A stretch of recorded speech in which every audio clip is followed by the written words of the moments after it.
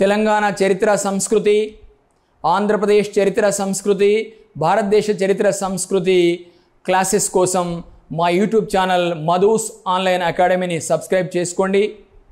తెలంగాణ ఉద్యమ చరిత్ర క్లాసెస్ కోసం మా యూట్యూబ్ ఛానల్ అయినటువంటి మధూస్ జయ జయ హే తెలంగాణ మూమెంట్ అనే ఛానల్ను సబ్స్క్రైబ్ చేసుకోండి. Follow me on Instagram Madhus Online Academy. Join my Telegram channel Madhus Online Academy. Download our app Madhus Online Academy from Play Store.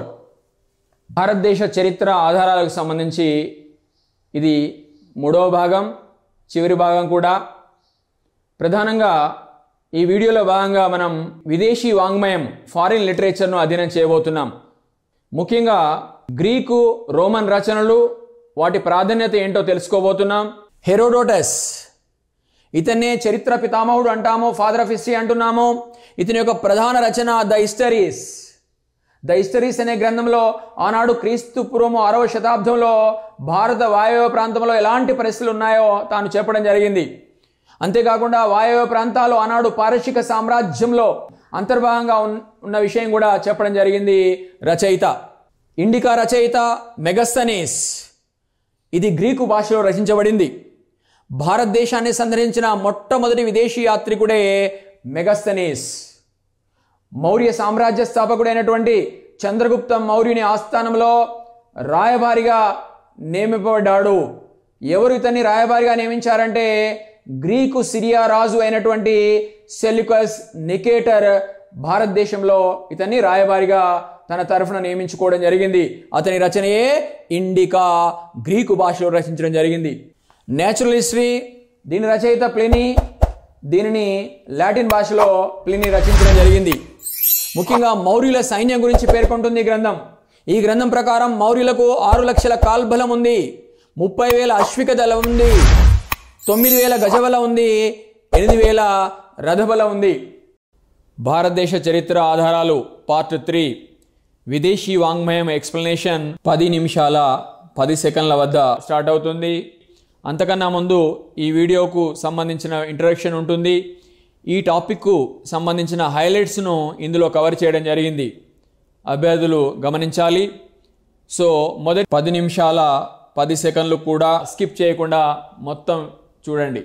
UPSC civils, APPSC group 1, group 2, TGPSC group 1, group 2, అదేవిధంగా SAF police మొదలైన పరీక్షలకు prepare అవుతున్న అభ్యర్థులు ఈ వీడియోను తప్పకుండా చూడాలి. ఎందుకంటే ఈ వీడియో హైలైట్స్ ఈ టాపిక్ ఉన్న ప్రాధాన్యతను దృష్టిలో ఉంచుకొని, అదేవిధంగా ఈ టాపిక్ నుండి గతంలో వివిధ పరీక్షల్లో అడిగిన ప్రశ్నల్ని దృష్టిలో ఉంచుకొని కంటెంట్ను చాలా లోతుగా తయారు చేసి ఎక్స్ప్లెయిన్ చేయడం జరుగుతుంది ఈ వీడియోలో. అదేవిధంగా అనేక బుక్స్ రెఫర్ చేసి మంచి మెటీరియల్ను తయారు చేయడం జరిగింది. దాంతోపాటుగా ఈ వీడియో పీపీటీ స్లైడ్స్ రూపంలో ఉంటుంది.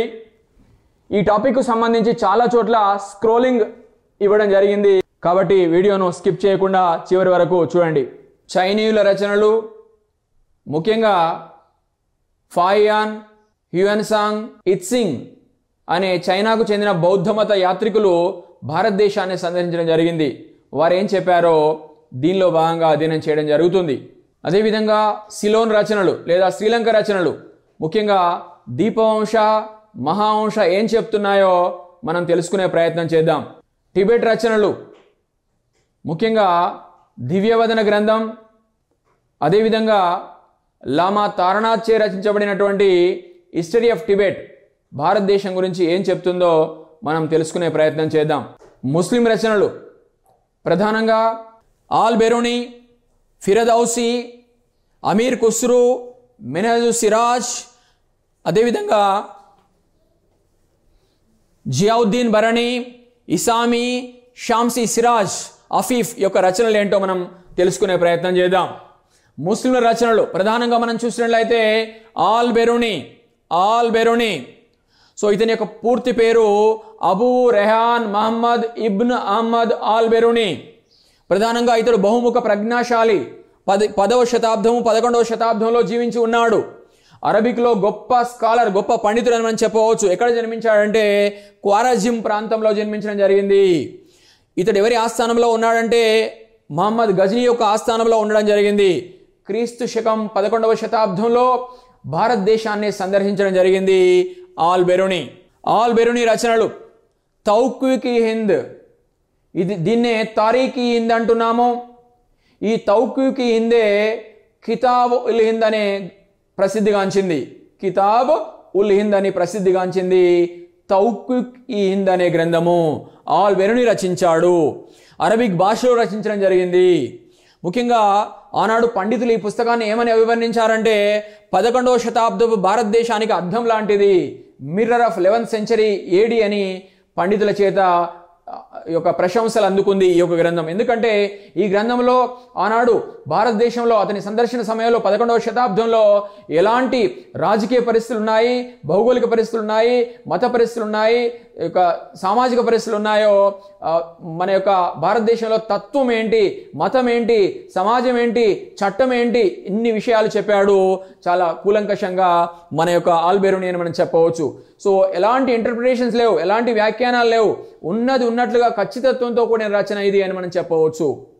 ఇది తౌక్వీక్ హింద్ అని మనం చెప్పవచ్చు. అందుకే సో ఈ పుస్తకాన్ని తదనంతర కాలంలో ఆల్ బెరూనీస్ ఇండియా అనే పేరుతో ఎడ్వర్డ్ సి సాచ్యూ ఆంగ్లంలోకి అనువదించడం జరిగింది. తదనంతర కాలంలో ఈ పుస్తకాన్ని ఆల్ బెరూనీస్ ఇండియా అనే శీర్షికతో అనే టైటిల్తో ఎడ్వర్డ్ సి సాచ్యూ ఆంగ్ల భాషలోకి అనువదించడం జరిగింది.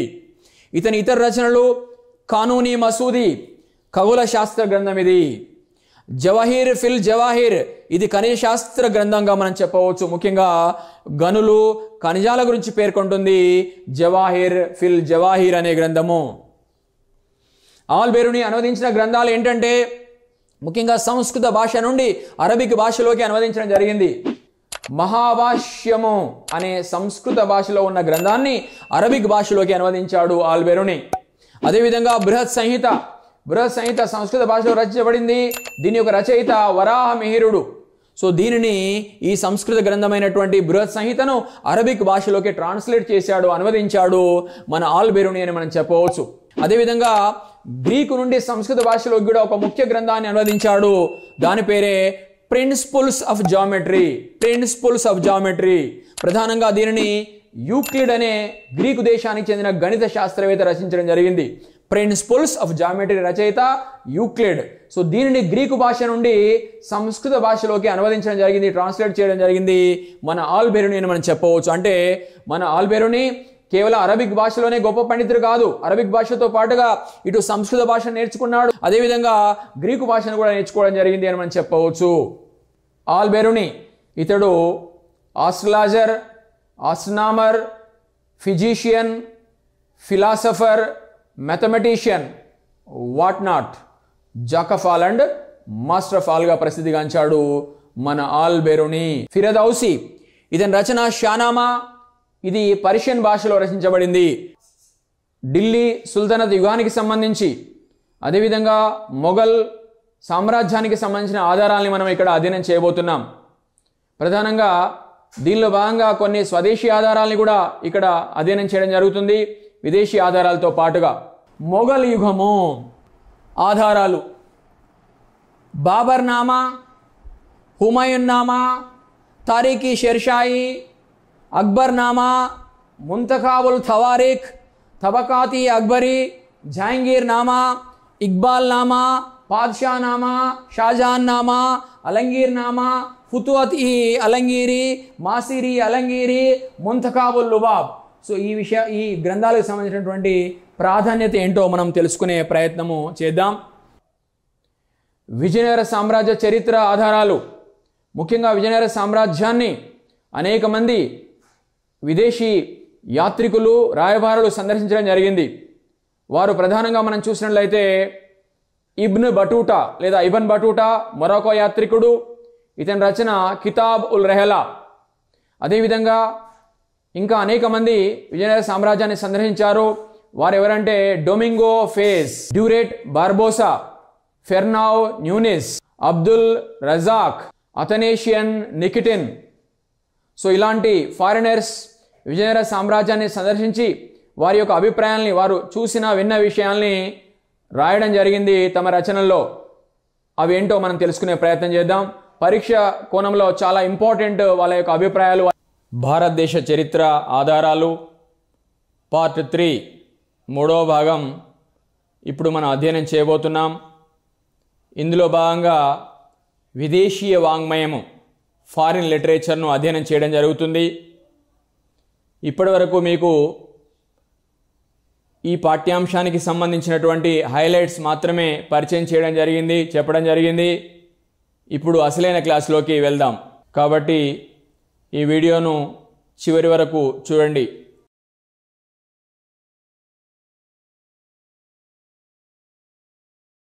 ముందుగా గ్రీకు రోమన్ రచనల్ని అధ్యయనం చేసే ప్రయత్నం చేద్దాం. హెరోడోటస్ క్రీస్తు పూర్వము 5వ శతాబ్దంలో జీవించి ఉన్నాడు. ఇతడు హెలికార్నసస్ అనే ప్రాంతంలో జన్మించడం జరిగింది. హెరోడోటస్ యొక్క ఇమేజ్ను మీరు స్క్రీన్ పైన గమనించవచ్చు. ప్రధానంగా ఇతన్ని మనము ఫాదర్ ఆఫ్ హిస్టరీ అంటాం, అంటే చరిత్ర పితామహుడని పేర్కొనడం జరుగుతుంది. ప్రధానంగా ఇతడు రాసిన గ్రంథం ద హిస్టరీస్.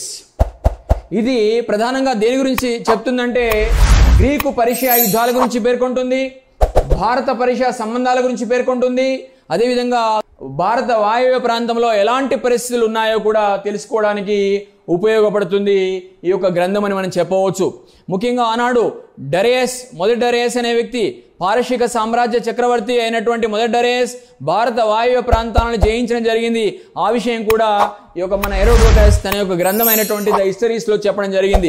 ఈ విధంగా భారత వాయువ్య ప్రాంతాలు దాదాపు సుమారుగా అటు ఇటుగా ఒక 2 శతాబ్దాల పాటు పారశీక సామ్రాజ్యంలో, అకామినిడ్ సామ్రాజ్యంలో పరిపాలనలో కొనసాగడం జరిగింది అని మనం చెప్పవచ్చు. అందుకే భారత వాయువ్య ప్రాంత ప్రజలకు మరి యొక్క అక్కడి భాష, అక్కడి లిపులు అలవడ్డాయని మనం చెప్పుకోవచ్చు. ముఖ్యంగా అరమాయిక్ భాష అయితేనేమి, అరమాయిక్ లిపి అయితేనేమి, అదేవిధంగా మనం చూసినట్లయితే కరోస్ట్ లిపి అయితేనేమి ఆ ప్రాంత ప్రజలకు ఆ ప్రాంత ప్రజల జీవనంలో భాగమైనాయని మనం చెప్పడానికి అవకాశం ఉంది.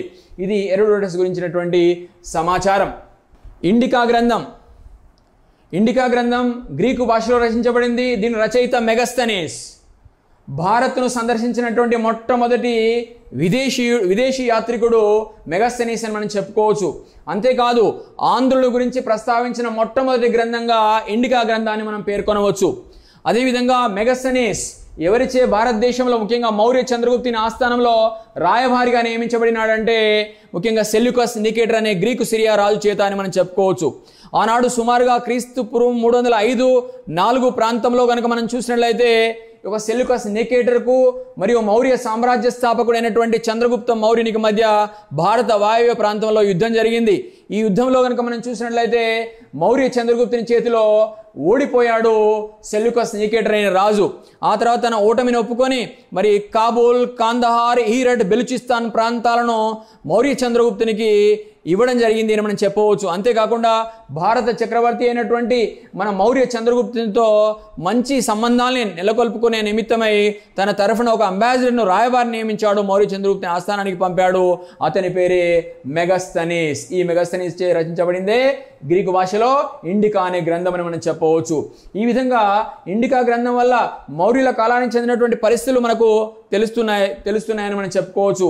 ముఖ్యంగా ఇండికా గ్రంథంలో ఏం చెప్పాడు రచయిత అంటే ఆంధ్రులు బలమైన వారని, వారికి 30 దుర్గాలు అంటే కోటలు, ఫోర్ట్స్ ఉన్నాయని, 1,00,000 పదార్థాలు ఉంది అని చెప్పడం జరిగింది. సో ఈ విధంగా కనుక మనం చూసినట్లయితే ఆంధ్రుల గురించి ప్రస్తావించిన మొట్టమొదటి విదేశీ గ్రంథంగా మెగస్తనీస్ చే రచించబడిన ఇండికాను మనం పేర్కొనవచ్చు. మరొక గ్రంథము నేచురల్ హిస్టరీ. సో దీన్నే తెలుగులో మనం సహజ చరిత్ర అంటాము. దీనిని ప్లినీ రాయడం జరిగింది లాటిన్ భాషలో ప్లినీ రచించాడు. గ్రంథం పేరు నేచురల్ హిస్టరీ. ప్రధానంగా మనం చూసినట్లయితే ఇది ఇండో రోమన్ వర్తక వాణిజ్యం గురించి తెలుపుతుంది. అదేవిధంగా శాతవాహనుల కాలం నాటి వర్తక వాణిజ్యాలు అయితేనేమి, భారత రాజకీయ భౌగోళిక పరిస్థితుల గురించి కూడా తెలియజేస్తుంది ఈ యొక్క నేచురల్ హిస్టరీ అనే గ్రంథము. ప్రధానంగా మనం చూసినట్లయితే ఆనాడు మస్లిన్ వస్త్రాలు సన్నని దారంతో తయారయ్యేటివి మన ఆంధ్ర ప్రాంతంలో అని మనం చెప్పవచ్చు. ఆ విషయం కూడా నేచురల్ హిస్టరీలో రచయిత ప్లినీ పేర్కొనడం జరిగింది. ఈ విధంగా మస్లిన్ వస్త్రాలు రోమ్కు ఎగుమతి అయ్యేవి, అదేవిధంగా బంగారం రోమ్ నుండి భారత్కు దిగుమతి అయ్యేది అని మనం చెప్పవచ్చు. అంటే మన దగ్గర ఉత్పత్తి అయినటువంటి, మన దగ్గర నేసినటువంటి, తయారు చేసినటువంటి వస్త్రాలకు చాలా డిమాండ్ ఉంది ఐరోపా మార్కెట్లో అని మనం చెప్పవచ్చు. ఆ ప్రాచీన ప్రపంచ చరిత్రలో ఈ విధంగా మనకు బంగారం ఇష్టం కాబట్టి మనకు బంగారం ఇచ్చి మన యొక్క వస్త్రాల్ని యూరోప్లో ప్రజలు కొనుక్కునేవారని మనం చెప్పవచ్చు ఆ రోజుల్లో. ఈ విధంగా మస్లిన్ వస్త్రాలు రోముకు ఎగుమతి అయితే మరి బంగారము భారత్కు దిగుమతి అయిందని చెప్పి రచయిత తన గ్రంథంలో పేర్కొనడం జరిగింది. అంతేకాదు ప్రధానంగా మౌర్యుల సైన్యం గురించి కూడా ఈ గ్రంథంలో చెప్పడం జరిగింది. ఈ గ్రంథం ప్రకారం మౌర్యులకు 6 లక్షల కాల్బలం ఉంది, 30,000 అశ్విక దళం ఉంది, 9,000 గజబలం ఉంది, 8,000 రథబలం ఉంది. ఈ గ్రంథం ప్రకారం మౌర్యులకు 6 లక్షల కాల్బలం ఉంది, 30,000 అశ్విక దళం ఉంది, 9,000 గజబలము, 8,000 రథబలం ఉందని చెప్పి నేచురల్ హిస్టరీ గ్రంథంలో పేర్కొనడం జరిగింది, రాయడం జరిగింది. అదేవిధంగా the Periplus of the Erythraean Sea అనే గ్రంథం, దీన్ని ఒక అజ్ఞాత నావికుడు రచించడం జరిగింది అని మనం చెప్పవచ్చు. ఈ విధంగా మనం చూసినట్లయితే పెరిప్లస్ అనే గ్రంథము గ్రీకు భాషలో రచించబడింది. అదేవిధంగా ఇది ఏం చెప్తుందంటే ఇండో రోమన్ వర్తక వాణిజ్యం గురించి, భారత్లోని తీర ప్రాంతాలను గురించి ప్రస్తావించింది. రోమ్ ఆగ్నేయాసియా దేశాలతో మరి ఆంధ్రులు వర్తక వాణిజ్యం చేసేవారని చెప్తుంది. శాతవాహనుల కాలంలో వర్తక వాణిజ్యాల గురించి చెప్తుంది ద పెరిప్లస్ అనే గ్రంథం అని మనం చెప్పవచ్చు. ద పెరిప్లస్ అనే గ్రంథం ప్రకారము ఆనాడు తూర్పున ఉన్న ఏకైక రేవు పట్టణం అరికమేడు, అదేవిధంగా అరికమేడు రేవు పట్టణము అంతర్జాతీయ రేవు పట్టణం అని చెప్పి ఈ గ్రంథము చెప్పింది. అదేవిధంగా శకులకు శాతవాహనులకు మధ్య సంఘర్షణల గురించి కూడా ప్రస్తావించింది ఈ యొక్క the Periplus of the Erythraean Sea అనే గ్రంథం. అదేవిధంగా ద గైడ్ టు జాగ్రఫీ, ఈ గ్రంథ రచయిత టాలమీ క్రీస్తు శకం 1వ శతాబ్దంలో జీవించి ఉన్నాడు ఈ యొక్క రచయిత టాలమీ అని మనం చెప్పవచ్చు. సో అందుకే ఈ ద గైడ్ టు జాగ్రఫీని కనుక మనం చూసినట్లయితే టాలమీస్ జాగ్రఫీ అని కూడా చెప్పడం జరుగుతుంది. ఇందులో ఆనాటి నౌకాశ్రయాల గురించి ప్రస్తావన, రేవు పట్టణాల గురించి ప్రస్తావన కనిపిస్తుంది అని మనం చెప్పుకోవచ్చు. ముఖ్యంగా ద గైడ్ టు జాగ్రఫీ గ్రంథం ప్రకారము నాటి ముఖ్య రేవు పట్టణాలు ఏంటంటే బరుకచ్చము, ఆ తర్వాత బరుకచ్చం తర్వాత మరి సోఫారా, కళ్యాణ్ ముఖ్యమైనవి అని మనం చెప్పుకోవచ్చు. భారతదేశంలో పశ్చిమ ఇండియాలో ప్రధానంగా మనం చూసినట్లయితే బరుకచ్చ యొక్క పాత పేరే భార్య గజ, ప్రస్తుతం మనం దాన్ని బ్రోచ్ అని వ్యవహరిస్తున్నాము. అదేవిధంగా మరొక ప్రధానమైనటువంటి విషయము మైసోలియా, ఇదే ప్రస్తుతం మసూలి పట్టణం లేదా మచిలీపట్నం. ముఖ్యంగా శాతవాహనుల కాలంలో గొప్ప వ్యాపార కేంద్రంగా విలసిల్లింది according to the guide to geography అనే గ్రంథం ప్రకారం. ఈ విధంగా శాతవాహనుల పరిపాలన గురించి కూడా పేర్కొంటుంది ఈ యొక్క గ్రంథం అని మనం చెప్పుకోవచ్చు. మార్కోపోలో, ముఖ్యంగా ఇతడు వెనిస్ యాత్రికుడు, ఇటలీ యాత్రికుడు. గమనించాలి, ప్రధానంగా ఇతడు ముఖ్యంగా ఆనాడు ఆంధ్రప్రదేశ్ను సందర్శించడం జరిగింది, అలాగే దక్షిణ భారత్ను సందర్శించడం జరిగింది అని మనం చెప్పవచ్చు. కాకతీయుల పరిపాలనా కాలంలో కనుక మనం చూసినట్లయితే భారతదేశాన్ని సందర్శించాడు మార్కోపోలో అనే వెనిషియన్ యాత్రికుడు, ఇటలీ యాత్రికుడు అని మనం చెప్పుకోవచ్చు. ఇతని గ్రంథము ద ట్రావెల్స్. ఈ గ్రంథంలో ముఖ్య ఓడరేవుల గురించి, వర్తక వాణిజ్య కార్యకలాపాల గురించి రచయిత ప్రస్తావించడం జరిగింది. అదేవిధంగా చైనీయుల యొక్క రచనలు, ప్రధానంగా ఆనాడు బౌద్ధం స్వీకరించారు కొద్దిమంది చైనీయులు. బౌద్ధం స్వీకరించినటువంటి చైనీయులు ఎవరైతే ఉన్నారో వారు బుద్ధుని యొక్క జన్మస్థలమైనటువంటి భారతదేశాన్ని సందర్శించాలని, బుద్ధుని యొక్క గ్రంథాలను లేదా బౌద్ధ మత గ్రంథాలను సేకరించాలని, బుద్ధుడు తిరగాడిన ప్రదేశాలను చూడాలనే ఉత్సుకతతో, ఉత్సాహంతో, ఆసక్తితో భారతదేశానికి రావడం జరిగింది అని మనం చెప్పవచ్చు. అలాంటి వారిలో ముఖ్యమైన వారు ఫాయియాన్, హ్యూయన్సాంగ్, ఇత్సింగ్ మొదలైన వారని మనం చెప్పుకోవచ్చు. ముందుగా మనము ఫాయియాన్ గురించి తెలుసుకునే ప్రయత్నం చేద్దాం. ముఖ్యంగా ఫాయియాన్ ఎవరైతే ఉన్నారో ఇతడు చైనాకు చెందినటువంటి బౌద్ధ మత యాత్రికుడు. ఇతని రచన ఫో కువోకి అనే గ్రంథాన్ని మన యొక్క ఫాయియాన్ రచించడం జరిగింది చైనీస్ భాషలో. అదేవిధంగా ఇతడు క్రీస్తు శకము సుమారుగా 399, 413, 14 మధ్య కాలంలో భారతదేశాన్ని సందర్శించడం జరిగింది, భారతదేశంలో గడపడం జరిగింది. మరి ఇతడు భారతదేశాన్ని విజిట్ చేసినప్పుడు ఆనాటి భారతీయ పాలకుడు ఎవరంటే గుప్త పాలకుడైనటువంటి గుప్త రాజు అయినటువంటి రెండవ చంద్రగుప్తుడని మనం చెప్పుకోవచ్చు. Okay, so Fahien paid his visit to India during the reign of Chandragupta Vikramaditya II, who was a Guptan king at that time.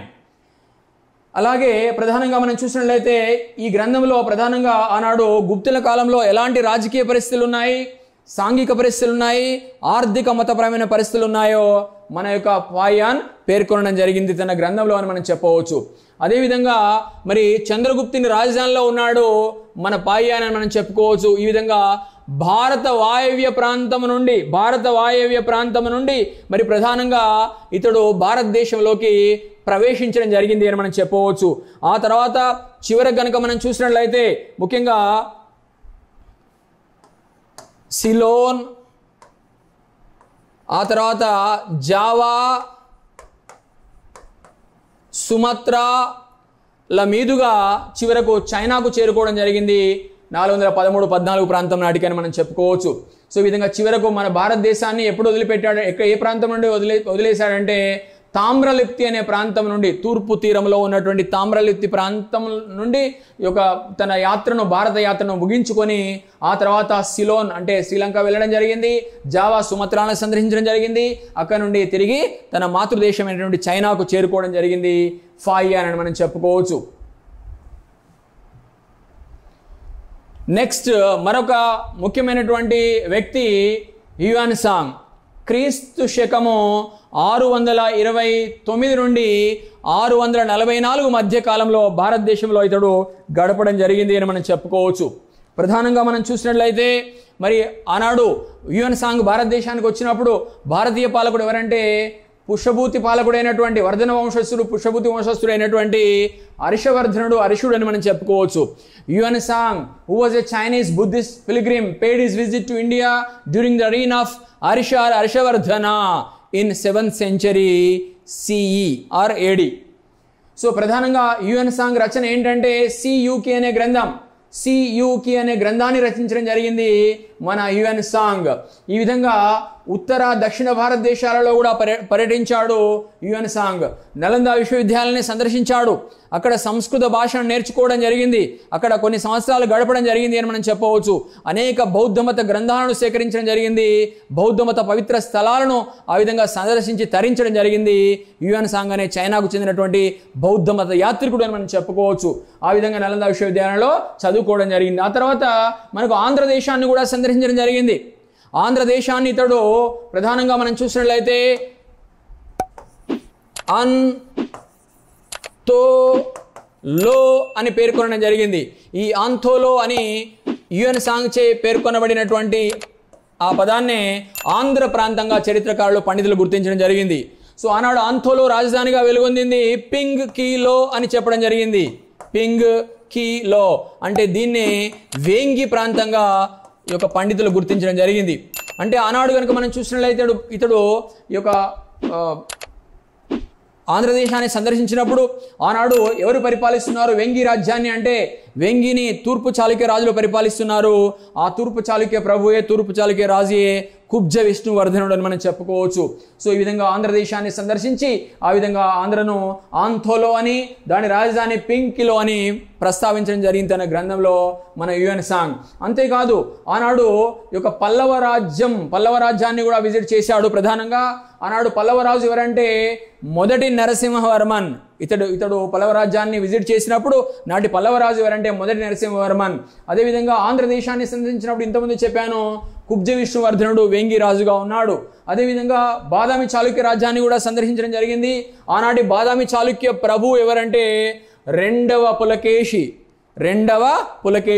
So ఇది హ్యూయాన్ సాంగ్కు సంబంధించినటువంటి ప్రాధాన్యతతో కూడినటువంటి సమాచారంగా అభ్యర్థులు గుర్తించాలి. నెక్స్ట్ మరొక చైనా యాత్రికుడు, బౌద్ధ యాత్రికుడు ఇత్సింగ్. ఇతడు సుమారుగా క్రీస్తు శకము 671-695 మధ్య కాలంలో భారతదేశాన్ని సందర్శించడం జరిగింది. అంటే క్రీస్తు శకము 7వ శతాబ్దం చివరలో 4వ పాదంలో ఇతడు భారత్ను సందర్శించడం జరిగింది. ముఖ్యంగా గుప్తుల యొక్క తొలి నివాసం గురించిన వివరాలు ప్రస్తావించాడు.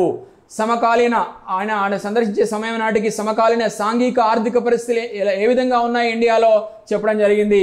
అదేవిధంగా బౌద్ధ విశ్వవిద్యాలయాల గురించి ప్రస్తావించడం జరిగింది తన యొక్క రచనల్లో మన ఇత్సింగ్ అని మనం చెప్పవచ్చు.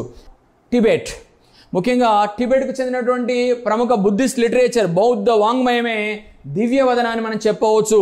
దివ్యవదన ఇది ఈ అశోకుని గురించి తెలుపుతుంది. మరొక ముఖ్యమైన గ్రంథము లామా తారానాథ్చే రచించబడింది. ఇతడు టిబెట్ చరిత్రకారుడు, భారతదేశాన్ని సందర్శించడం జరిగింది. ఇతని యొక్క ముఖ్య రచన history of Tibet. History of Tibet అనే గ్రంథాన్ని లామా తారానాథ్ అనే ఒక బౌద్ధ మతస్థుడు రాయడం జరిగింది. ముఖ్యంగా ఇందులో బిందుసారుడు గురించి పేర్కొనడం జరిగింది.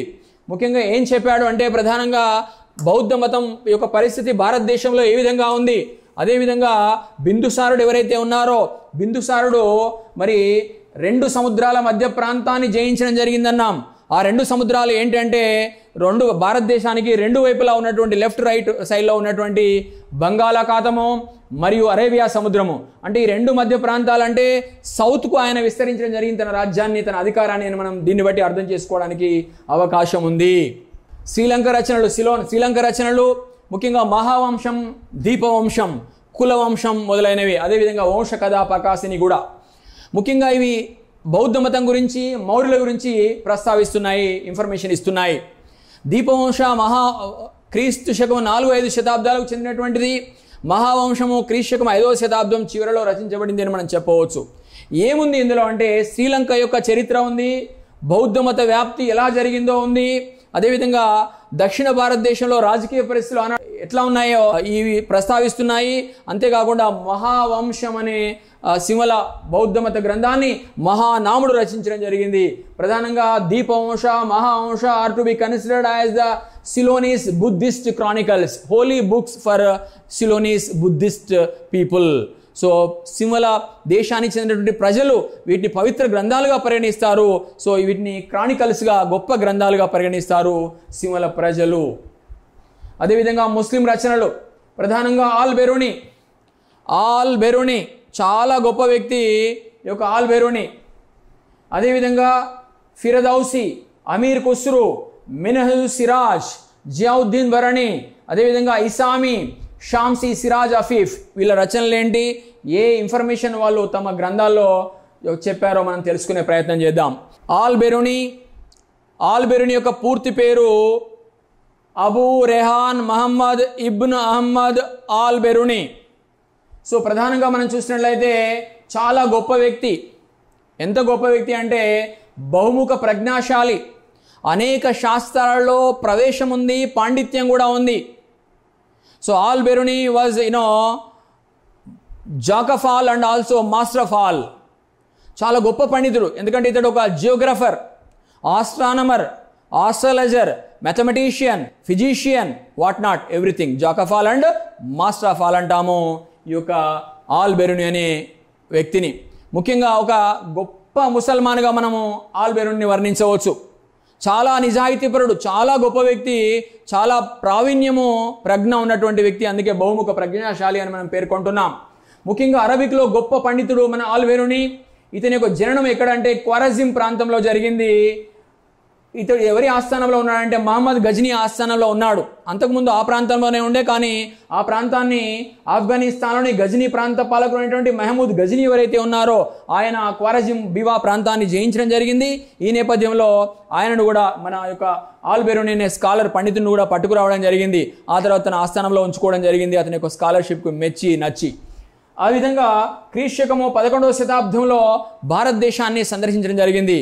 All Beruni paid his visit to India in 11th century AD and also wrote a book about the conditions of the contemporary conditions of India during his visit and entitled his book as Tawfiq-e-Hind or Kitab-ul-Hind. చాలా గొప్ప గ్రంథము. ముఖ్యంగా all Beruni రచనలు ఏంటంటే ఇంతకుముందు చెప్పాను, తౌక్విక్-ఈ-హింద్ are తరీక్-ఈ-హింద్. దీన్ని మనం కితాబుల్-హింద్ అంటాము. ఇది అరబిక్ భాషలో రచించబడింది అని మనం చెప్పవచ్చు. అరబిక్ భాషలో రచించబడింది. అదేవిధంగా ఆనాడు ప్రధానంగా 11వ శతాబ్దంలో భారతదేశంలో ఎలాంటి పరిస్థితులు ఉన్నాయి, అన్ని రకాల పరిస్థితులు ఉన్నాయో చెప్పి అని ఇది ప్రస్తావించింది అని మనం చెప్పవచ్చు. అందుకే పండితులు ఈ గ్రంథాన్ని ఏమని వర్ణించారంటే mirror of 11th century AD అని వర్ణించడం జరిగింది. అంటే 11వ శతాబ్దపు భారతదేశంలో ఎలాంటి పరిస్థితులు ఉన్నాయో అలాంటి పరిస్థితులకు అద్దం పడుతుంది ఈ గ్రంథము. మనం మిర్రర్లో చూసుకున్నప్పుడు మన ఫేస్ ఎలా ఉంటే అలాగనే కనపడుతుంది, రిఫ్లెక్ట్ అవుతుంది. సో అలాగే ప్రతిబింబం, అలాగే భారతదేశంలో ఎలాంటి కండిషన్స్ ఉన్నాయో అలాంటి యాజ్ ఇట్ ఈజ్ కండిషన్స్ని తన గ్రంథంలో సో ఏమాత్రం ఎవరిపాటు లేకుండా ఆయన ఖచ్చితమైనటువంటి విషయాన్ని, అక్యురేట్ సమాచారాన్ని పొందుపరచడం జరిగింది రచయిత అయినటువంటి ఆల్ బెరునీ అని మనం చెప్పవచ్చు. ఈ యొక్క గ్రంథాన్ని తదనంతర కాలంలో మరి ఆల్ బెరునీస్ ఇండియా అనే పేరుతో ఎడ్వర్డ్ సి సాచ్యూ ఈ విధంగా ట్రాన్స్లేట్ చేయడం జరిగింది అని మనం చెప్పవచ్చు, ఆంగ్లంలోకి అనువదించడం జరిగింది అని మనం చెప్పుకోవచ్చు. అలాగే ఆల్ బెరునీ యొక్క ఇతర రచనలు ఏంటంటే కానూన్ ఈ మసూదీ, ఇది ఖగోళ శాస్త్ర గ్రంథము. అలాగే మరొక గ్రంథము జవాహిర్ ఫిల్ జవాహిర్, ఇది ఖనిజ శాస్త్ర సంబంధిత గ్రంథము. గనుల గురించి, ఖనిజాల గురించి ఇందులో ప్రస్తావన చేయడం జరిగింది, పేర్కొనడం జరిగింది రచయిత ఆల్ బెరునీ అని మనం చెప్పవచ్చు. అదేవిధంగా ఆల్ బెరునీ భారతదేశానికి రావడమే కాదు, భారత భాష అయినటువంటి ఆనాటి భాష అయినటువంటి సంస్కృత భాషను నేర్చుకోవడం జరిగింది. నేర్చుకొని ఆనాడు మరి మహాభాష్యం అనే గ్రంథాన్ని అరబిక్ భాషలోకి అనువదించడం జరిగింది సంస్కృత భాష నుండి. బృహత్ సంహిత అనే గ్రంథాన్ని సంస్కృతం నుండి అరబిక్ భాషలోకి అనువదించడం జరిగింది అని మనం చెప్పవచ్చు. ఈ విధంగా సంస్కృతం నుండి అరబిక్ భాషలోకి అనువదించబడ్డాయి భారతీయ గ్రంథాలు, అవే మహాభాష్యము, దీని రచయిత పతంజలి. అదేవిధంగా బృహత్ సంహిత, దీని యొక్క రచయిత వరాహ మిహిరుడు.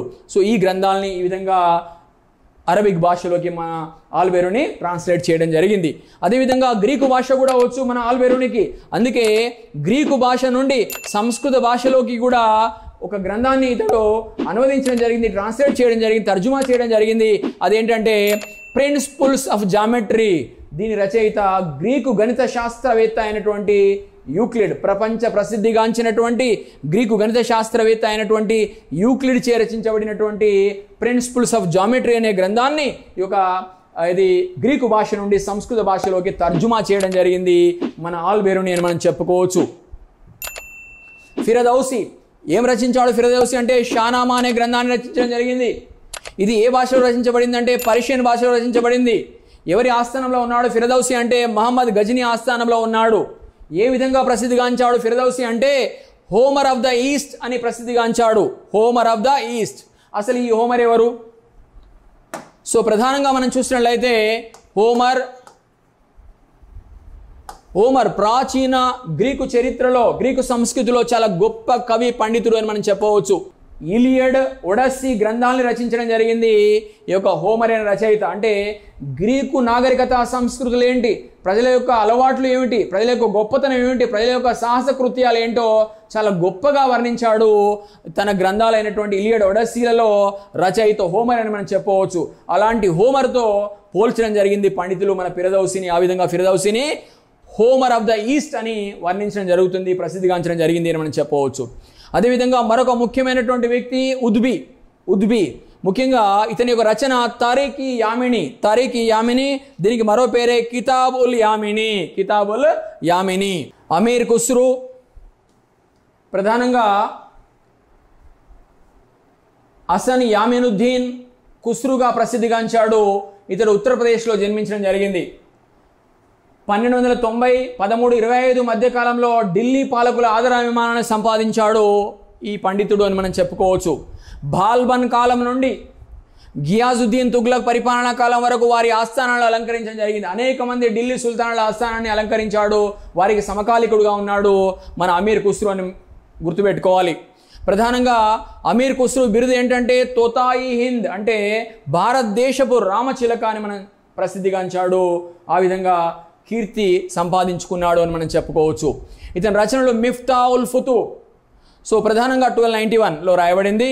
సుల్తాన్ జలాలుద్దీన్ ఖిల్జీ సైనిక విజయాల్ని తెలుపుతుంది మిఫ్తా ఉల్ ఫుతూ అనే గ్రంథం. So Miftah ul Futuh contains an account of the military campaigns of Jalaluddin Khilji సైనిక విజయాల్ని తెలుపుతుంది ఈ యొక్క గ్రంథము. అలాగే నూ సిపిర్, ఇది 1319లో రచించబడింది. ముబారక్ షా కాలం నాటి సాంఘిక సాంస్కృతిక పరిస్థితులను తెలుపుతుంది.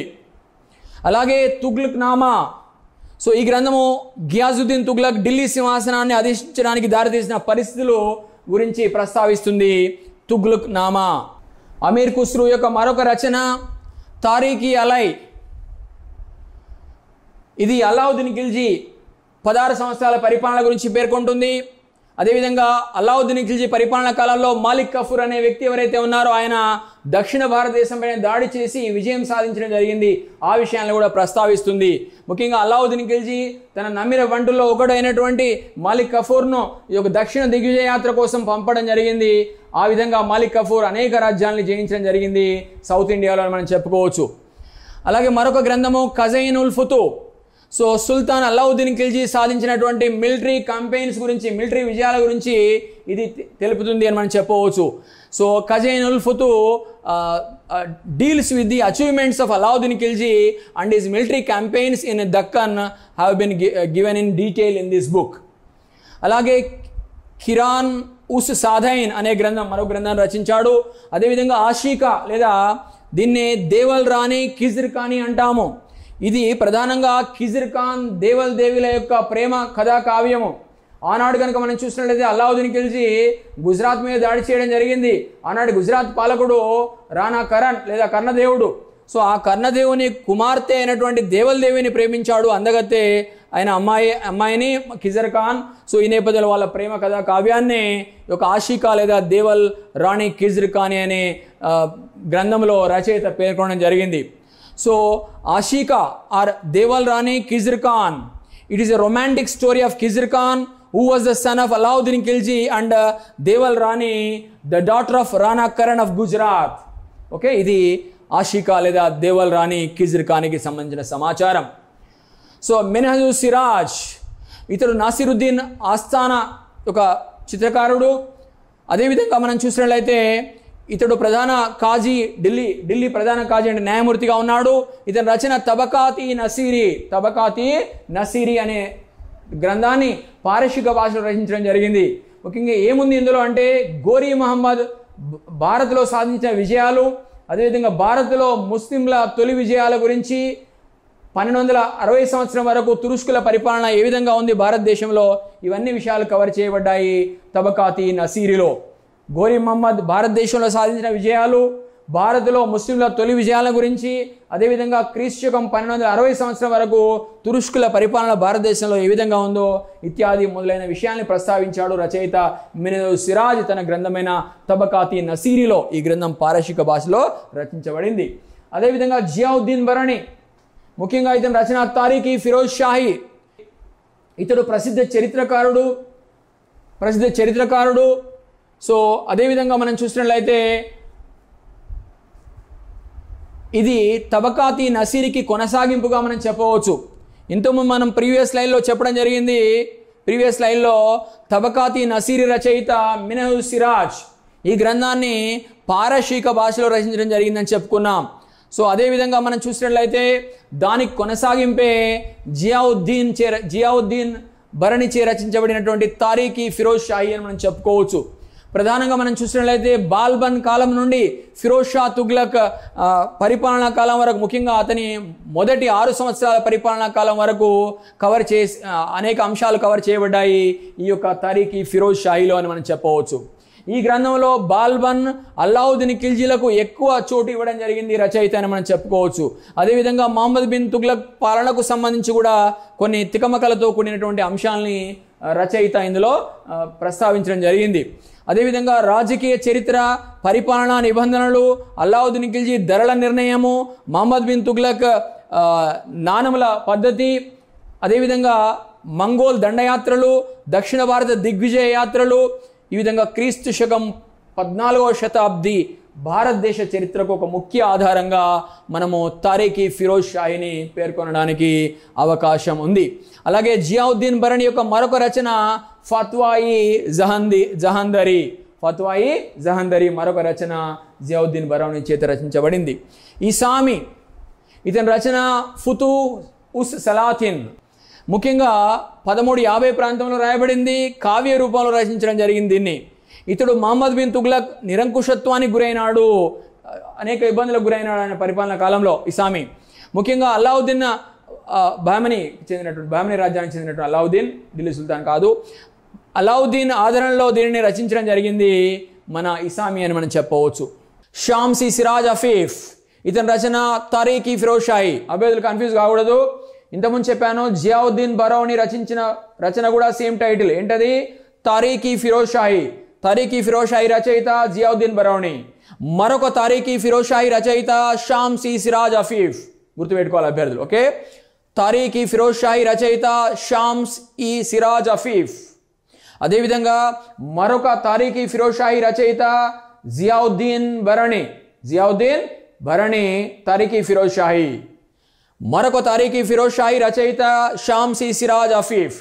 ముఖ్యంగా తారీఖీ ఫిరోజ్ షాహీ ఫిరోజ్ షా తుగ్లక్ పరిపాలన పైన, నాటి సంస్కృతి పైన ఫోకస్ చేయడం జరిగింది.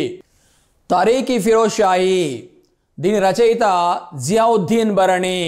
ఇది పారశీక భాషలో రచించడం జరిగింది. అలాగే మరొక తారీఖీ ఫిరోజ్ షాహీ దీని రచయిత షామ్స్ ఈ సిరాజ్ అఫీఫ్. ఏ భాషలో రచించబడిందంటే పారశీక భాషలో రచించబడింది. ముఖ్యంగా ఫిరోజ్ షా తుగ్లక్ పరిపాలన పైన, నాటి సంస్కృతి పైన ఈ గ్రంథం ఫోకస్ చేయడం జరిగింది. అదేవిధంగా ఫుతుహత్ ఈ ఫిరోజ్ షాహీ దీని రచయిత ఫిరోజ్ షా తుగ్లక్, నాటి ఢిల్లీ సుల్తాన్. ముఖ్యంగా ఇది ఏ భాషలో రచించబడిందంటే పారశీక భాషలో రచించబడింది. ప్రధానంగా దీని ప్రత్యేకత ఏంటంటే ఇది ఫిరోజ్ షా తుగ్లక్ యొక్క స్వీయ చరిత్ర, ఆటోబయోగ్రఫీ అని మనం చెప్పవచ్చు. ఫుతుహత్ ఈ Firoz Shahi it is nothing but the autobiography of Firoz Shah Tughlaq who was the sultan of Delhi Sultanate. So ఇది పారశీక భాషలో రచించబడింది. మరి తారీఖీ ఫిరోజ్ షాహీ రచయిత ఎవరు? జియావుద్దీన్ బరణి. ఇది కూడా పారశీక భాషలో రచించబడింది. మరొక తారీఖీ ఫిరోజ్ షాహీ గ్రంథము రచించాడు రచయిత షామ్సి సిరాజ్ అఫీఫ్. ఇది కూడా పారశీక భాషలో రచించడం జరిగింది. ముఖ్యంగా ఇది ఫిరోజ్ షా తుగ్లక్ పరిపాలన పైన, నాటి సంస్కృతి పైన ముఖ్యంగా ఫోకస్ చేయడం జరిగింది ఈ పుస్తకం. పోలికలతో కూడిన విషయాలు వచ్చినప్పుడు అంటే కన్ఫ్యూజ్ కావద్దు అభ్యర్థులు. ప్రధానంగా తారీఖీ ఫిరోజ్ షాహీ జియావుద్దీన్ బరౌని రచించాడని చెప్పుకున్నాం. అలాగే మరొక తారీఖీ ఫిరోజ్ షాహీ షామ్సి సిరాజ్ అఫీఫ్ రచించాడని చెప్పుకున్నాం.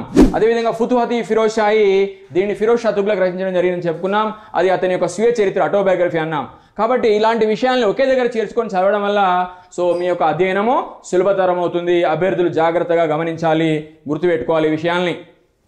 అలాగే విజయనగర సామ్రాజ్య చరిత్ర ఆధారాలు చూడండి.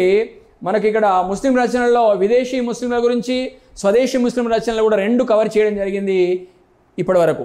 ఇప్పుడు మనము విజయనగర సామ్రాజ్య చరిత్ర ఆధారాలు, సోర్సెస్ ఆఫ్ విజయనగర ఎంపైర్ చదివే ప్రయత్నం చేద్దాము.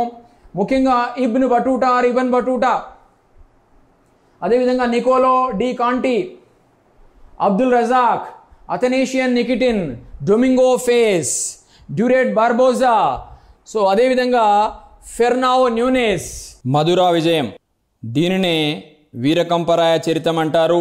అదేవిధంగా సాలువ అభ్యుదయం. ఇలాంటి అంశాలని మనము ఈ పార్ట్లో అధ్యయనం చేసే ప్రయత్నం చేద్దాము.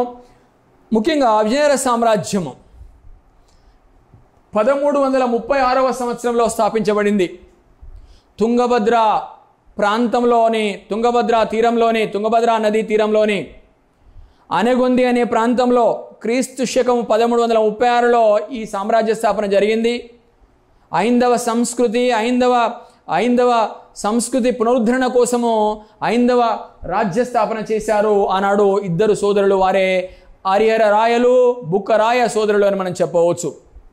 అదేవిధంగా ఆనాడు కర్ణాటకలో ఉన్న శృంగేరి పీఠాధిపతి, ఐందవ పీఠాధిపతి అయినటువంటి విద్యారణ్య స్వామి మహర్షి యొక్క ప్రోత్సాహంతో, ఆశీస్సులతో దీనిని వారు ఆర్యర రాయలు, బుక్కరాయలు అనే సోదరులు, సంగముని యొక్క కుమారులు వీళ్ళు స్థాపించడం జరిగింది విజయనగర సామ్రాజ్యాన్ని. అదేవిధంగా చూసినట్లయితే ఈ యొక్క విజయనగర సామ్రాజ్యాన్ని 4 వంశాలు పరిపాలించాయి.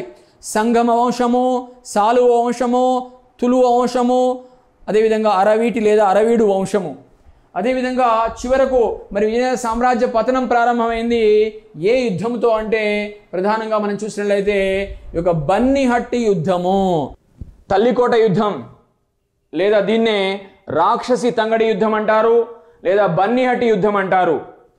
మరి ఈ యుద్ధం ఎప్పుడు జరిగిందంటే క్రీస్తు శకం 1565వ సంవత్సరంలో జరిగింది. ఎవరెవరి మధ్య జరిగింది ఈ యుద్ధం అంటే విజయనగర సామ్రాజ్యానికి మరియు బహమనీ సుల్తాన్ల కూటమికి మధ్య జరిగింది. ఆనాడు మనకు తెలుసు, ప్రధానంగా మనం చూసినట్లయితే బహమనీ సామ్రాజ్య స్థాపన జరిగింది 1347వ సంవత్సరంలో కర్ణాటకలోని గుల్బర్గా ప్రాంతాన్ని రాజధానిగా చేసుకొని. ముఖ్యంగా అలావుద్దీన్, హసన్ గంగు, బహమన్ షా ఈ యొక్క బహమనీ సామ్రాజ్య స్థాపన చేయడం జరిగింది. ఆ తదనంతర కాలంలో మనం చూసినట్లయితే అనేక వివాదాల వల్ల, మనస్పర్ధల వల్ల ప్రధానంగా ఈ బహమనీ సామ్రాజ్యము చివరకు 5 స్వతంత్ర ముస్లిం రాజ్యాలుగా చీలిపోవడం జరిగింది, విడిపోవడం జరిగింది. అవే బీజాపూర్, బీదర్, బీరార్, గోల్కొండ, అహ్మద్ నగర్లు. సో ఇందులో 4 రాజ్యాలు ప్రధానంగా చూసినట్లయితే ఈ యొక్క బహమనీ రాజ్యాల కూటమి రూపంలో కూటమి కట్టడం జరిగింది, జట్టు కట్టడం జరిగింది విజయనగర సామ్రాజ్యానికి వ్యతిరేకంగా. మరి ఈ యుద్ధ ఫలితం ఏంటి? ఈ యొక్క తల్లికోట యుద్ధం లేదా రాక్షసి తంగడి యుద్ధం లేదా బన్నిహట్టి యుద్ధం యొక్క ఫలితం ఏంటంటే ప్రధానంగా విజయనగర సామ్రాజ్యం ఓటమి పాలైంది. విజయనగర సామ్రాజ్య కీర్తి ప్రతిష్టలు మసకబారాయి ఈ యొక్క ఓటమితో అని మనం చెప్పవచ్చు. అదేవిధంగా ఎట్ ద సేమ్ టైం బహమనీల కూటమి విజయం సాధించింది ఈ యుద్ధంలో అని మనం చెప్పవచ్చు. ఇబ్న్ బటూటా లేదా ఇబన్ బటూటా అంటాము. ఇతని రచన కితాబుల్ రెహలా అనే గ్రంథాన్ని రచించాడు ఇబ్న్ బటూటా లేదా ఇబన్ బటూటా. ఎవరి కాలంలో మరి భారతదేశాన్ని సందర్శించాడంటే ముఖ్యంగా ఆర్య రాయలు, ఆనాటి విజయనగర రాజు మొదటి ఆర్య రాయలు కాలంలో భారతదేశాన్ని ముఖ్యంగా విజయనగర సామ్రాజ్యాన్ని సందర్శించడం జరిగింది. ఇతని ప్రత్యేకత ఏంటంటే విజయనగర సామ్రాజ్యాన్ని సందర్శించిన మొట్టమొదటి విదేశీ యాత్రికుడు ఇబ్న్ బటూటా. మొరాకో దేశవాసి, ఆఫ్రికా ఖండానికి చెందిన మొరాకో వాసి ఈ యొక్క ఇబ్న్ బటూటా అని మనం చెప్పవచ్చు. అదేవిధంగా ఏం చెప్పాడు తన యొక్క గ్రంథంలో కితాబుల్ రెహలాలో అంటే విజయనగర సామ్రాజ్య స్థాపన గురించి, విజయనగర సామ్రాజ్య విశేషాలు అదేవిధంగా చెప్పడం జరిగింది. దాంతోపాటుగా ప్రత్యేకత ఏంటంటే మహమ్మద్ బిన్ తుగ్లక్ ఆస్థానాన్ని కూడా సందర్శించడం జరిగింది.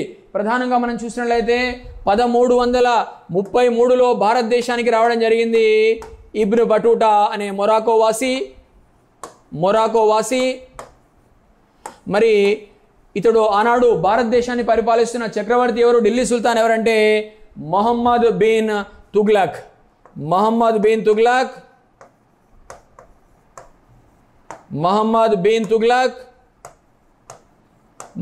తుగ్లక్ ఆస్థానాన్ని సందర్శించగా ఇతని యొక్క తెలివితేటలకు మెచ్చి, ఇతని యొక్క నాలెడ్జ్కి మెచ్చి అతన్ని ఢిల్లీకి కాజీగా, న్యాయమూర్తిగా నియమించడం జరిగింది ఈ యొక్క మహమ్మద్ బిన్ తుగ్లక్ అనే ఢిల్లీ సుల్తాన్ అని మనం చెప్పుకోవచ్చు. నికోలో డి కాంటి లేదా కోంటి ఇతడు వెనిస్, ఇటలీ యాత్రికుడు. ఎవరి కాలంలో విజయనగర సామ్రాజ్యాన్ని సందర్శించాడంటే మొదటి దేవరాయలు, రెండవ దేవరాయల పరిపాలన కాలాల్లో. ఏం పేర్కొన్నాడు తన రచనల్లో అంటే వసంతోత్సవం, విజయనగర సామ్రాజ్యంలో అత్యంత వైభవంగా నిర్వహించే వసంతోత్సవము, దీపావళి పండుగ, సతీ సహగమనం, సాంఘిక దురాచారాలైనటువంటి సతీ సహగమనము, అదేవిధంగా ఆనాటి బహుభార్యత్వం గురించి నికోలో డి కాంటి తన రచనల్లో పేర్కొనడం జరిగింది. అంతేకాకుండా విజయనగర సామ్రాజ్యాన్ని వర్ణించడం జరిగింది. అతని ప్రకారం, అతని యొక్క అభిప్రాయం ప్రకారం, అతను విన్న కన్నదాని ప్రకారం, తిరిగిన దాని ప్రకారం, తన అనుభవం ప్రకారము ప్రధానంగా విజయనగర సామ్రాజ్యాన్ని వర్ణించాడు. ఈ విధంగా విజయనగర సామ్రాజ్యం 60 మైళ్ళు ఉంటుందట. అదేవిధంగా విజయనగర సామ్రాజ్యంలో పెనుగొండ 2వ అతిపెద్ద నగరంగా తన రచనలో చెప్పడం జరిగింది. అంతేకాదు రాజుకు ఆనాడు 12,000 మంది భార్యలు ఉన్నారని, రాజు మరణిస్తే 2 నుండి 3,000 మంది భార్యలు సతి పాటించేవారని నికోలో డి కాంటి పేర్కొనడం జరిగింది, చెప్పడం జరిగింది. అదేవిధంగా మరొక ప్రముఖ ఫారినర్ ఆయన ఎవరంటే అబ్దుల్ రజాక్. ఇతడు పార్సీ రాయబారి. ఎవరి కాలంలో విజయనగర సామ్రాజ్యాన్ని సందర్శించాడంటే 2వ దేవరాయల పరిపాలనా కాలంలో. ఎవరి తరఫున రాయబారిగా ఈ విజయనగర సామ్రాజ్యాన్ని విజిట్ చేశాడంటే ఆనాడు షారూక్ అనే పారశీక చక్రవర్తి తరఫున, ఇరాన్ చక్రవర్తి తరఫున. సో ఇతని యొక్క షారూక్ యొక్క పరిపాలనా కాలము 1405 నుండి 1446-47 వరకు పరిపాలించడం జరిగింది ఇరాన్ సామ్రాజ్యాన్ని, పారశీక సామ్రాజ్యాన్ని షారూక్ అనే రాజు.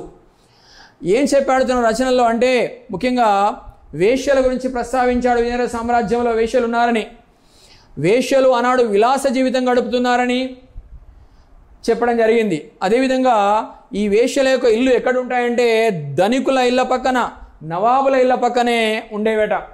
అదేవిధంగా 12,000 మంది రక్షక భటులు ఆనాడు విజయనగరం సిటీ ఏదైతే ఉందో, క్యాపిటల్ సిటీ, దాని రక్షణ కోసం 12,000 మంది రక్షక భటులు ఉన్నారట. ఉంటే మరి ఆ రక్షక భటులకు నెలనెలా చెల్లించే జీతాలు ఏవైతే ఉన్నాయో అవి వేశ్యలచే కట్టబడిన ట్యాక్స్ తోనే జీతాలు చెల్లించేవారట ఆనాడు. అంటే అంత గొప్పగా ఆనాడు వేశ్య వృత్తిని ఆనాడు విజయనగర సామ్రాజ్య పాలకులు ఆ విధంగా గుర్తించడం జరిగింది, గౌరవించడం జరిగింది అని మనం చెప్పవచ్చు. ఈ విధంగా వేశ్యావృత్తి అధికారికంగా విజయనగర సామ్రాజ్య పాలకులు గుర్తించడం జరిగింది ఆ రోజుల్లో. అదేవిధంగా వేశ్యలు చెల్లించే పన్ను, ఇంతకుముందు చెప్పాను, వేశ్యలు చెల్లించే పన్ను శాంతి భద్రతలు నిర్వహించడానికి సరిపోయేదట.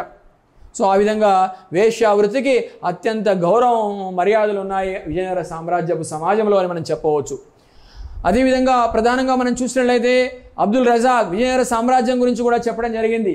ఇది హేరత్ లేదా హీరత్ అనే పట్టణం కంటే, సిటీ కంటే, నగరం కంటే గొప్ప పెద్ద నగరం అని చెప్పడం జరిగింది విజయనగరం గురించి.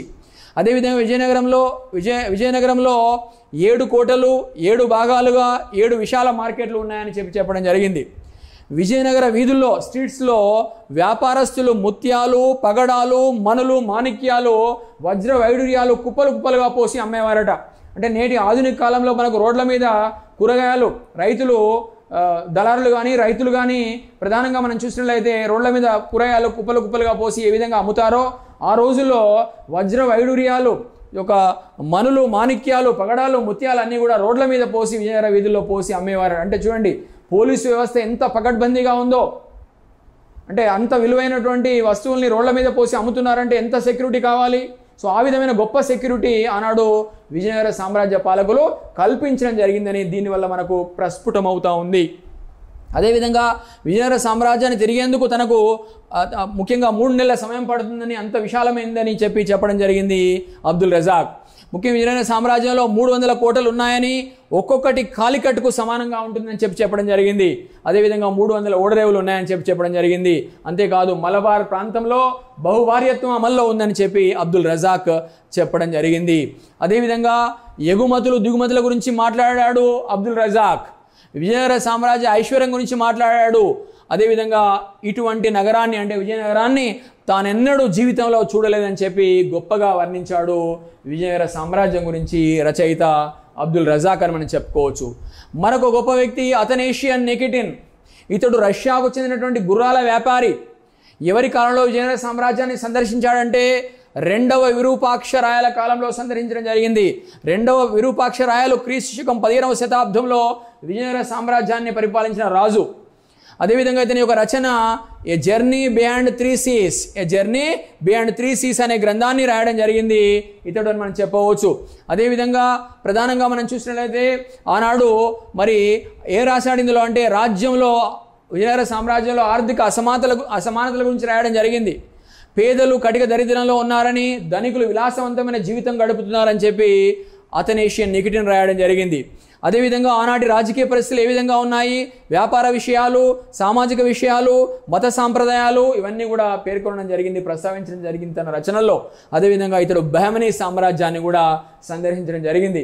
క్రీస్తు శకం 1347 సంవత్సరంలో బహమనీ సామ్రాజ్య స్థాపన జరిగింది కర్ణాటక ప్రాంతంలో అని మనం చెప్పుకోవచ్చు. ఆ రాజ్యాన్ని కూడా ఇతడు సందర్శించడం జరిగింది. మరొక ముఖ్యమైన వ్యక్తి డొమింగో ఫేస్. ఇతడు పోర్చుగీసు వ్యాపారి, వర్తకుడు. విజయనగర సామ్రాజ్యాన్ని సందర్శించడం జరిగింది. ఎవరి కాలంలో విజయనగర సామ్రాజ్యాన్ని సందర్శించాడంటే ఈ యొక్క శ్రీకృష్ణదేవరాయల పరిపాలన కాలంలో. ముఖ్యంగా శ్రీకృష్ణదేవరాయలు 16వ శతాబ్దం మొదటి భాగంలో విజయనగర సామ్రాజ్యాన్ని పరిపాలించడం జరిగింది. తులు వంశంలో గొప్ప రాజు. అంతేకాదు ఈ యొక్క మొత్తము విజయనగర సామ్రాజ్యాన్ని పరిపాలించిన రాజులోనే గొప్ప రాజుగా ప్రసిద్ధిగాంచాడు, వాసికెక్కాడు మన శ్రీకృష్ణదేవరాయల వారు. సో ఇతని కాలంలోనే ఒక డొమింగో ఫేజ్ విజయనగర సామ్రాజ్యాన్ని సందర్శించడం జరిగింది. ముఖ్యంగా 1520-22 మధ్య ప్రాంతంలో విజయనగరంలో ఉన్నాడు డొమింగో ఫేజ్ అనే పోర్చుగీసు వర్తకుడు. అదేవిధంగా శ్రీకృష్ణదేవరాయల గురించి మాట్లాడాడు, ప్రస్తావించాడు. కృష్ణదేవరాయల గురించి వర్ణించాడు. కృష్ణదేవరాయల యొక్క హైటు, ఎంత హైట్ ఉంటాడని చెప్పడం జరిగింది తన పుస్తకంలో. ముఖ్యంగా పొట్టిగా ఉన్నాడని, పొట్టిగా ఉన్నప్పటికీ కూడా ముఖ్యంగా అతని ముఖంపై మచ్చలున్నాయని, పొట్టిగా ఉన్నప్పటికీ ముఖం పైన మచ్చలున్నప్పటికీ ఆకర్షణీయంగా ఉన్నాడని, న్యాయబద్ధంగా పరిపాలిస్తున్నాడని చెప్పి ఒక డొమింగో ఫేజ్ శ్రీకృష్ణదేవరాయల గురించి వర్ణించడం జరిగింది. అదేవిధంగా డొమింగో ఫేజ్ ప్రకారము రాజుకు అంటే శ్రీకృష్ణదేవరాయల వారికి 12 మంది భార్యలు ఉన్నారని, ప్రతి భార్యకు 60 మంది పరిచారికలు ఉన్నారని, వారు విలాసవంతమైన జీవితం గడుపుతున్నారని చెప్పడం జరిగింది. కానీ వాళ్ళు ఎంత విలాసవంతమైన జీవితం గడుపుతున్నప్పుడు కూడా స్వేచ్ఛ లేదట వారికి. సో ఎందుకంటే ప్రతి సంవత్సరము ఎంతో వైభవంగా ఆనాడు విజయనగర సామ్రాజ్య పాలకులు మరి నవరాత్రి ఉత్సవాల్ని, మహానవమి సందర్భంగా ఈ యొక్క నవరాత్రి ఉత్సవాల్ని జరుపుతారు. ఆ ప్రతి సంవత్సరం ఎంతో వైభవంగా నిర్వహించే కేవలం నవరాత్రి రోజుల్లో మాత్రమే బయటకు వస్తారట వారి యొక్క భార్యలు. అంటే విలాస జీవితం ఉన్నప్పుడు కూడా, గొప్ప జీవితం ఉన్నప్పుడు కూడా స్వేచ్ఛ లేదు అని చెప్పి మనం చెప్పుకోవచ్చు. అదేవిధంగా ఈ సామ్రాజ్యంలో అన్ని దేశాల వారు ఉన్నారని, విభిన్న దేశాల సంస్కృతులు కూడా ఇక్కడ కనిపిస్తాయని చెప్పి డొమింగో ఫేజ్ చెప్పడం జరిగింది. మరొక వ్యక్తి డ్యూరెట్ బార్బోసా. ఇతడు లిస్బన్ వాసి, పోర్చుగల్ వాసి అని మనం చెప్పవచ్చు. పోర్చుగల్ దేశస్థుడు. ఎవరి కాలంలో విజయనగర సామ్రాజ్యాన్ని సందర్శించాడంటే శ్రీకృష్ణదేవరాయల పరిపాలనా కాలంలో. విజయనగర సామ్రాజ్య పాలకులు పరమత సహనం పాటించారని చెప్పడం జరిగింది. So according to Duarte Barbosa, the Vijayanagara kings had established the religious harmony or communal harmony during their respective reign according to Duarte Barbosa. అదేవిధంగా ఇంకా ఏం చెప్పాడంటే సతి గురించి, బహుభార్యత్వం గురించి, దేవదాసి వ్యవస్థ గురించి, వితంతు వివాహాలపై ఉన్న నిషేధం గురించి, వితంతువుల హీనమైన స్థితిగతుల గురించి బార్బోసా చెప్పడం జరిగింది. మరొక వ్యక్తి ఫెర్నాండో న్యూనెస్. ఇతడు కూడా పోర్చుగీసు వర్తకుడే. ఎవరి కాలంలో విజయనగర సామ్రాజ్యాన్ని సందర్శించాడంటే అచ్యుతదేవరాయల పరిపాలనా కాలంలో. ప్రజల యొక్క ఆహారపు అలవాట్ల గురించి చెప్పడం జరిగింది. ప్రజలు ఆవు మాంసం తప్ప అన్నీ తినేవారని చెప్పి ఫెర్నాండో న్యూనెస్ రాయడం జరిగింది. అంతఃపురం, విజయనగర సామ్రాజ్య అంతఃపురం గురించి రాయడం జరిగింది. 4000 మంది నృత్యకారిణులు ఇంక్లూడింగ్ గాయనీలు, చెలికత్తెలు ఉండేవారట ఆ యొక్క అంతఃపురంలో. అదేవిధంగా సతి గురించి ప్రస్తావించాడు ఇతడు. ముఖ్యంగా లింగాయతులు, తెలగ వర్గాల వారు వితంతువుల్ని సజీవంగా పూడ్చిపెట్టేవారు. ఈ విధంగా సతీ సహగమనం అమల్లో ఉంది అని ఒక సాంఘిక దురాచారాన్ని ప్రస్తావించడం జరిగింది న్యూనెస్. అదేవిధంగా కైఫియతులు లేదా దండక విలువలు అంటారు. వీటిని మనం అడ్మినిస్ట్రేటివ్ రికార్డ్స్ అంటారు. అంటే ఆనాడు విజయనగర సామ్రాజ్య పాలకుల కాలంలో పరిపాలన ఏ విధంగా ఉందని తెలుసుకోవడానికి ఆధారాలు ఈ యొక్క కైఫియతులు అని మనం చెప్పవచ్చు, లేదా వీటినే మనము దండక విలువలు అంటాము. మధురా విజయం, దీన్నే వీరకంపరాయ చరితం అని కూడా అంటారు. దీని రచయిత గంగాదేవి. ఇది ఏ భాషలో రచించబడిందంటే సంస్కృత భాషలో రచించబడింది. ప్రధానంగా గంగాదేవి ఎవరంటే కుమార కంపన యొక్క భార్య. కుమార కంపన ఎవరంటే విజయనగర సామ్రాజ్య చక్రవర్తి అయినటువంటి మొదటి బుక్కరాయల యొక్క కుమారుడు. మధుర పైన విజయనగర సైన్యం దాడి చేయడం జరిగింది, దండయాత్రకు వెళ్ళడం జరిగింది. ఈ నేపథ్యంలో మదురై రాజ్యానికి చెందినటువంటి ప్రాంతాలని ఆనాడు విజయనగర సామ్రాజ్యం ఆక్రమించుకోవడం జరిగింది. ఈ విషయాలనే వర్ణిస్తూ మేడం గంగాదేవి మధురా విజయం అనే గ్రంథాన్ని రచించడం జరిగింది. దీనికి ఆమె తన భర్త పేరు మీదుగా, తన భర్త మీద గౌరవంతో వీరకంపరాయ చరిత్ర అనే పేరు పెట్టడం జరిగింది. వీరకంపరాయ చరితం అని పేరు పెట్టడం జరిగింది. మధురా విజయం అంటే ద విక్టరీ ఆఫ్ మదురై అని అర్థం. ఇంతకుముందే చెప్పాను. దీనికే అంటే మధురా విజయానికే వీరకంపరాయ చరితం అని పేరు పెట్టింది రచయిత్రి అయినటువంటి మేడం గంగాదేవి. సాలువాభ్యుదయం దీన్ని రాశారంటే డిండిముడు రచించాడు. సో తన పోషకుడైన సాలువ నరసింహుని యుద్ధాల గురించి సాలువాభ్యుదయంలో డిండిముడు అనే రచయిత వర్ణించడం జరిగింది, చెప్పడం జరిగింది అని చెప్పవచ్చు. నెక్స్ట్ మొఘల్ యుగానికి సంబంధించిన ఆధారాలను కూడా ఇక్కడ కవర్ చేయడం జరుగుతుంది. మొఘల్ యుగము ఆధారాలు: బాబర్ నామా, హుమాయూన్ నామా, తారీఖీ షెర్షాయి, అక్బర్ నామా, ముంతఖాబుల్ తవారిక్, తబకాతి అక్బరీ, జహాంగీర్ నామా, ఇక్బాల్ నామా, పాద్షా నామా, షాజహాన్ నామా, అలంగీర్ నామా, ఫుతువత్ ఈ అలంగీరి, మాసిరి అలంగీరి, ముంతకాబుల్ లుబాబ్. సో ఈ గ్రంథాలకు సంబంధించినటువంటి ప్రాధాన్యత ఏంటో మనం తెలుసుకునే ప్రయత్నము చేద్దాం. ముఖ్యంగా బాబర్ నామా మనకు తెలుసు. బాబర్ యొక్క పూర్తి పేరు జహీరుద్దీన్ మహమ్మద్ బాబర్. జహీరుద్దీన్ మహమ్మద్ బాబర్. ప్రధానంగా ఇతడు ఫర్గనా రాజ్య రాజధాని అయిన అండిజాన్లో జన్మించడం జరిగింది. మరి ఇతడు తర్వాతి కాలంలో ఫర్గనా రాజ్యాన్ని పరిపాలించాడు. తన యొక్క తండ్రి ఉమర్ షేక్ మీర్జా మరణానంతరము కేవలం 11 సంవత్సరాల వయసులోనే, చిన్న వయసులోనే ఫర్గనా అనే చిన్న రాజ్యానికి, చిన్న ప్రాంతానికి రాజైనాడు. ఆ తర్వాత సమర్కండ్ను ఆక్రమించాడు, పరిపాలించాడు. ఆ తర్వాత సమర్కండ్ను కోల్పోయాడు, ఫర్గనాను కోల్పోయాడు. ఆ తర్వాత అడవుల్లో పిచ్చివాని వల్ల తిరగడం జరిగింది. చివరాఖరకు కాబూల్, ఆఫ్ఘనిస్తాన్లోని కాబూల్ ప్రాంతాన్ని 1504 సంవత్సరంలో జయించడం జరిగింది. ఆ తర్వాత కాలంలోనే మరి భారతదేశం గురించి విని కానీ ఆ విధంగా భారతదేశ సిరి సంపదల గురించి తెలుసుకొని భారతదేశం మీద కన్నేశాడు. ఆ విధంగా ఏనాటికైనా సరే భారతదేశాన్ని జయించాలని చెప్పి ఆయన లక్ష్యంగా పెట్టుకున్నాడు. ఆ విధంగా అనేక సార్లు, అంటే మొదటి పానిపట్టు యుద్ధము 1526 ఏప్రిల్ 21వ తేదీన జరిగితే, 1526 ఏప్రిల్ 21వ తేదీన జరిగితే దానికన్నా ముందే అనేక సార్లు భారత వాయవ్య ప్రాంతాలపైన దాడులకు పాల్పడడం జరిగింది ఈ యొక్క జహీరుద్దీన్ మహమ్మద్ బాబర్ అని మనం చెప్పవచ్చు. ఈ విధంగా చివరకు ఆనాటి ఢిల్లీ సుల్తాన్, చివరి సుల్తాన్ అయినటువంటి లోడీ వంశంలో చివరి రాజు అయినటువంటి, చివరి ఢిల్లీ సుల్తాన్ అయినటువంటి ఇబ్రహీం లోడీని మొదటి పానిపట్టు యుద్ధంలో ఓడించి ఈ విధంగా ఢిల్లీ సుల్తానుల సామ్రాజ్య శిథిల భవనాల పైన ఈ విధంగా మొఘల్ సామ్రాజ్యాన్ని నిర్మించడం జరిగింది, స్థాపించడం జరిగింది జహీరుద్దీన్ మహమ్మద్ బాబర్ అనే వ్యక్తి. సో ఈ యొక్క జహీరుద్దీన్ మహమ్మద్ బాబర్ స్వయంగా కవి, పండితుడు కూడా అని మనం చెప్పుకోవచ్చు. కవి మరియు పండితుడు కూడా. ప్రధానంగా ఇతని యొక్క రచన తుజ్కి బాబరీ, ఇదే బాబర్ నామాగా ప్రసిద్ధిగాంచింది చరిత్రలో అని మనం చెప్పుకోవచ్చు. ప్రధానంగా ఈ యొక్క బాబర్, ప్రధానంగా మనం చూసినట్లయితే ఇక్కడ చూద్దాము, దీన్ని తుర్కీ, చాగుతాయి తుర్కీలో రచించడం జరిగింది మన బాబర్ అని మనం చెప్పవచ్చు. తర్వాత మన యొక్క బాబరు తుర్కీ మరియు పర్షియన్ భాషల్లో పండితుడు అని మనం చెప్పుకోవచ్చు. అదేవిధంగా ఇది బాబర్ ప్రత్యేకత ఏంటంటే, ఈ గ్రంథం ప్రత్యేకత ఇది స్వీయ చరిత్ర, ఆటోబయోగ్రఫీ అని మనం చెప్పవచ్చు. అందుకే బాబర్ను స్వీయ చరిత్రల రాకుమారుడని వర్ణించబడ్డాడు అతను మనం చెప్పవచ్చు.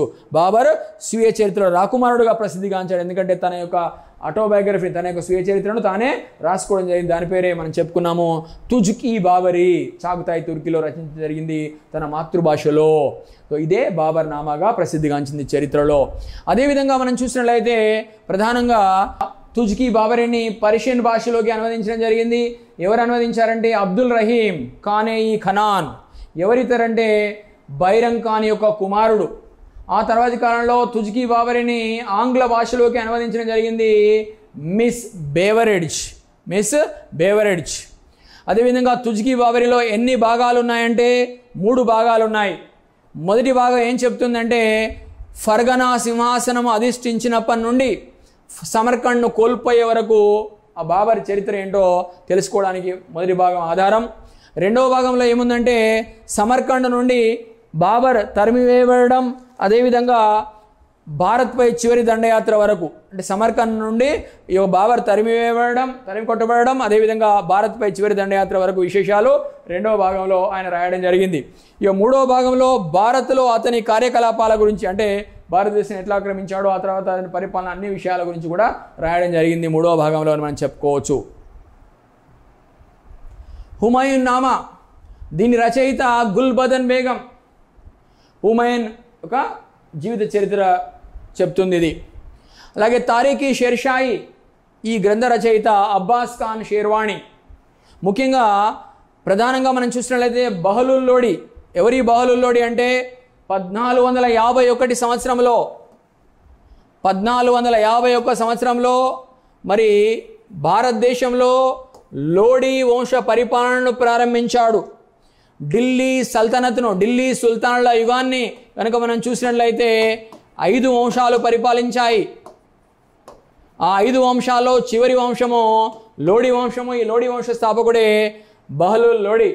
సో అంటే బహలుల్ లోడి కాలం నుండి ఆఫ్ఘన్ల వరకు ప్రధానంగా సూర్ వంశ స్థాపకుడైన ఒక భారతదేశంలో 2వ ఆఫ్ఘన్ సామ్రాజ్య స్థాపకుడైన షేర్షా పరిపాలన సంస్కరణల వరకు రాయడం జరిగింది. అన్ని విషయాలు కవర్ చేశాడు. అంటే భారతదేశంలో మొదటి ఆఫ్ఘన్ సామ్రాజ్య నిర్మాత ఎవరంటే బహలుల్ లోడి. భారతదేశంలో రెండవ ఆఫ్ఘన్ సామ్రాజ్య నిర్మాత అని ఎవరిని పేర్కొంటారంటే షేర్ షాను పేర్కొంటారు. భారతదేశంలో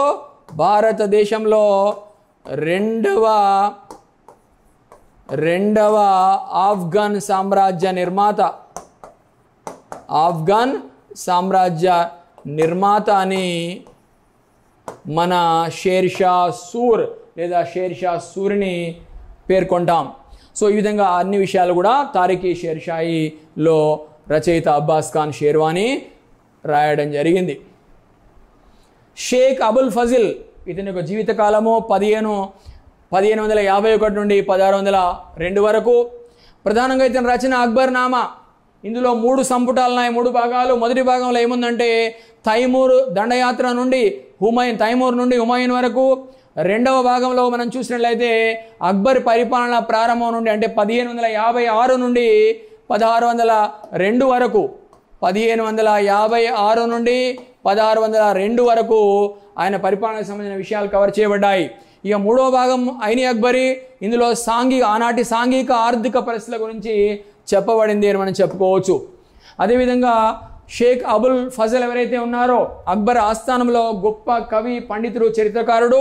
ఆయన ఇజాజీ అనే అరబ్ తెగకు చెందినవాడు.